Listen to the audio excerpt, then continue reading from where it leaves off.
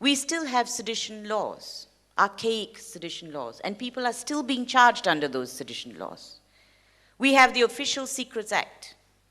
We have the Printing Presses and Publications Act, which is a licensing regime. And let me tell you, when we say, and here the Prime Minister has liberalized to some extent in the last 1 year, to a small extent, but in my view, he just did not go the distance with the amendments, with the improvements in the oppressive laws.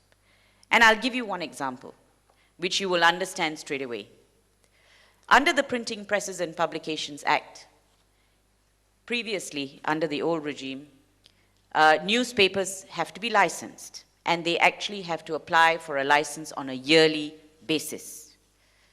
Now, the Prime Minister comes out and says, we're going to amend the Printing Presses and Publications Act. So everybody was delighted.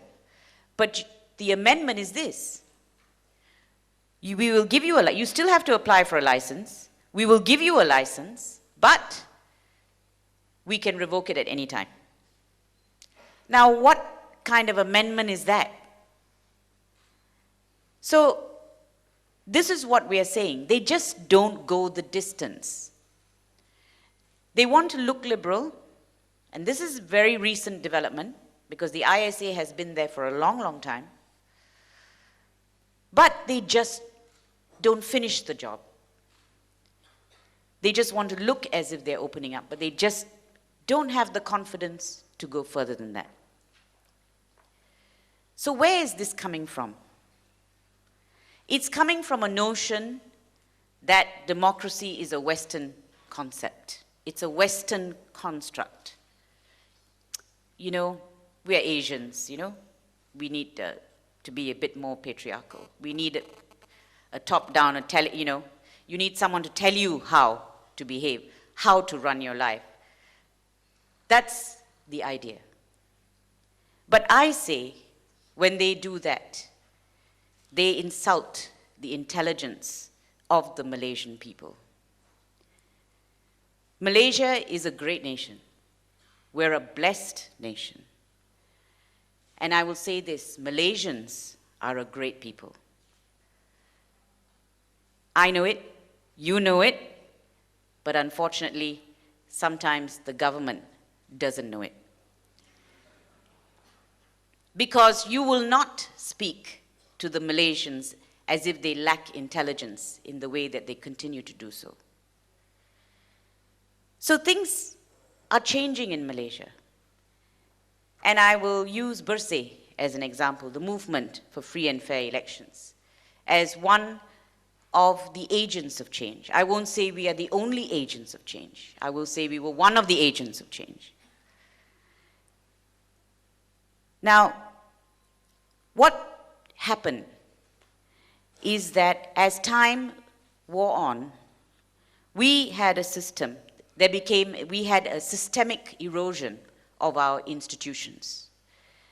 And I'm talking about all our major institutions. For example, the MACC, which is the Anti-Corruption Agency. There is such an erosion of confidence in that institution that when they clear someone and say, no, this person is not corrupt, you have to think twice. And when they go after someone for corruption, and unfortunately, there have been people who have been subjected to that, who didn't come out alive from the interrogation. Again, we question, how did that happen? So they have a real credibility problem, and so do many of our other institutions. So what happened was that those in power then, who indulged in corruption, in abuse of power, needed laws and systems to protect themselves. And that's where we are at today. And yet, changes are coming. Now, I don't know if you're aware, but previously, before 2008, the government enjoyed two-thirds majority in parliament, which meant they could do anything. They could amend the constitution. And the arrogance that set in as a result of that is also another reason why we're here, which is why this whole question of democracy and accountability comes into the question of who we choose to be our leaders. Do we ever want to go back to a situation where we have a two-thirds majority held by anyone in parliament? I say no. We must never go back to that. And in fact, the proof is in the pudding. After 2008, when the government lost their two-thirds majority in parliament, we saw the opposition become, for the first time, a truly viable opposition. And it is because of that, more and more information about abuses and corruption started coming out into the open.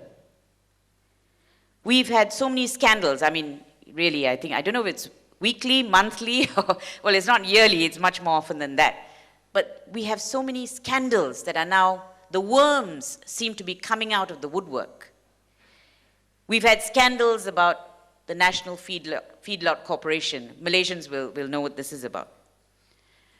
We have scandals about ministers' family members getting huge contracts. So far, 3 have come out. And I suspect more and more will be coming out. We have had scandals about huge purchases of submarines and defense equipment, which is such a source of corruption. Now, we've also had, and I come back to this question of the Election Commission. There was information that the Election Commission chair, there's a uncertainty about the deputy chair, but the Election Commission chair was a member of the ruling party. Now, in all these cases of the ministers' families getting contracts, and this case of the election chair having been a member of the ruling party, all of these are not seen as conflicts of interest. In fact, they say, no, nothing wrong. Nothing wrong with the families getting huge contracts, even though they may be younger than my children. You know, they're about 24 and they're millionaires, or 25 and millionaires. Nothing wrong with the chair of the Election Commission, who's supposed to be independent, having been a member of a political party. And the list goes on. And by the way, recently, an independent committee was appointed to look into the birthday rally issues. For our guests from overseas, the birthday rally, recent one that took place on the April the 28th, eventually ended up with acts of, with certain instances of violence, which the government says was the fault of the participants. And we say, for goodness sakes, we had 900 canisters of tear gas shot at us. We were not the ones who were violent, okay? That's violence. So the government immediately appointed a body to look into that.